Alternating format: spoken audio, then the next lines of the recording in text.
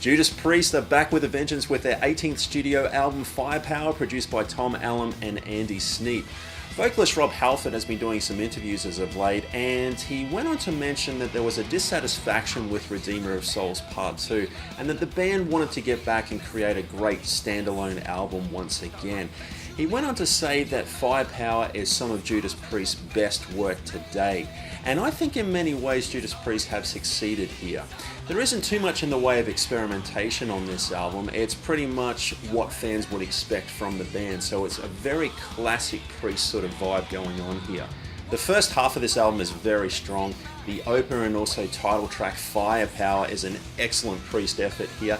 In the first 15 seconds we're introduced to an excellent heavy riff from Faulkner and also Tipton, and then Rob Halford's trademark screams come in. Scott Travis also displays some excellent double kick work throughout the chorus of this song, and this track really lets you know that Priest are back with a vengeance. It's literally impossible to not headbang to tracks like Lightning Strikes on this album. The riffs are absolutely fantastic, and there is a great vocal delivery from Halford here that's filled with a lot of conviction and a lot of energy. Evil Never Dies is probably one of my favorite tracks on this album. It's mid-tempo, but it actually pushes forward with a lot of energy again, and there is a great eerie middle section where things get a little bit more quiet before it builds back up again. So there's great dynamics in this track as well. Now, an interesting thing for Firepower is that we have two producers working on this album, Tom Allen and Andy Sneap. Now, Tom has worked with the band before, but hasn't worked with the band for some time. The last album he did with Priest was 1988's Ram It Down. And Andy Sneap, this is his first album producing with the band. I think it was one of those things where the band felt quite comfortable with Tom having worked with him before, and I think he was able to make the band feel comfortable and also bring some great performances out of the group. Andy brings in a lot of modern sensibilities into the production side of things, and one thing that he was able to do was bring down the heavy wet reverb that's often associated with this particular genre and experiment more with creative panning and phasing effects and things like that. And it works really well because the production on this album is just absolutely excellent. The mixes are great, the performances are great.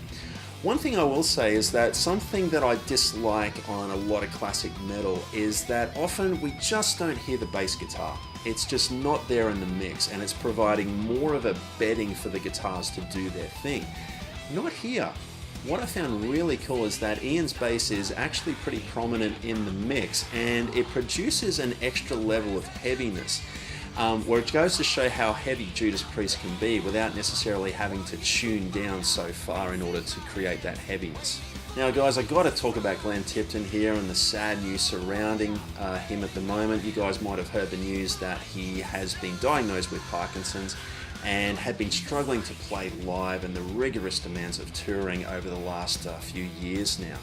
He was finally forced to quit touring with the band, but he has remained optimistic about continuing to record with the band and be an active member within the group. Just not playing live, unfortunately. Anybody going into this album that's a little bit worried that Glenn's playing may not be up to scratch, needn't worry. Faulkner and Tipton are a twin guitar force to be reckoned with here. There is absolutely some excellent guitar work going on.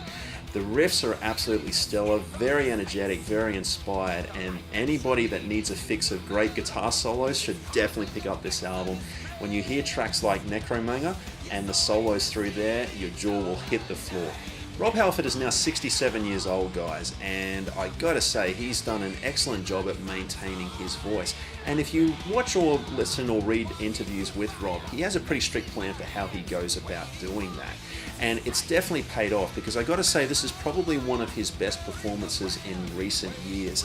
He has an excellent snarling vocal delivery within his mid-register, and that's where a lot of these songs actually sit, is within his middle register. And it works really well for these tracks.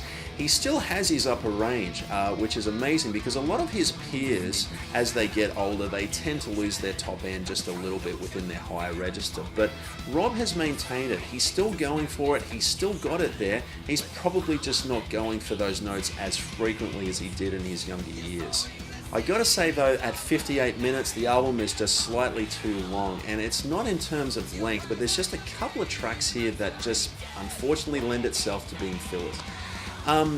There's no bad tracks or anything like that, but tracks like Lone Wolf just kind of overstay their welcome, and tracks like Flamethrower just don't really go anywhere interesting, and I feel if he hadn't just taken those out, the album probably could have got more points. Guys, I just think it's so cool that Judas Priest are still around making great albums like this one and also out there touring after they've been through so much in recent years. These guys are sounding energetic. We have some great songs on this album. We have great production. And so this is definitely a must-have if you're a Judas Priest fan. I'm going to give Judas Priest Firepower a B+. So guys, what did you think of Firepower? Let me know in the comments below, and don't forget to hit that like and subscribe button if you dug this video.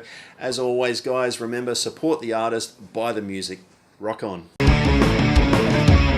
There's nothing here on Firepower that's going to take the place of some of Priest's best work like British Skill. British Skill's a great album, yeah, go and pick that one up.